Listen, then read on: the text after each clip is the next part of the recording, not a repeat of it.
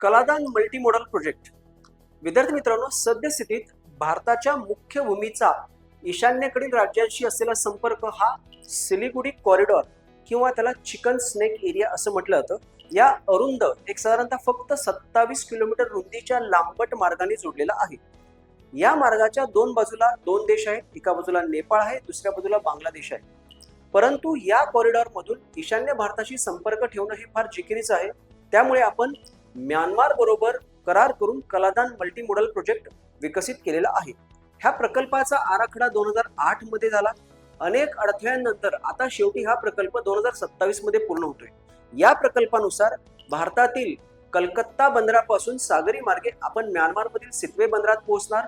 तिथून कलादान नदीमधून म्यानमारच्या अंतर्गत भागात जाणार आणि तिथून रस्ते मार्गे आपण म्यानमार मधून मिझोरम राज्यामध्ये प्रवेश करणार. ही जी ईशान्येकडील राज्यांना जोडण्यासाठीची लिंक आपण विकसित करत आहोत ती भूराजनैतिक दृष्ट्या, आर्थिक दृष्ट्या अत्यंत महत्वाची असणार आहे.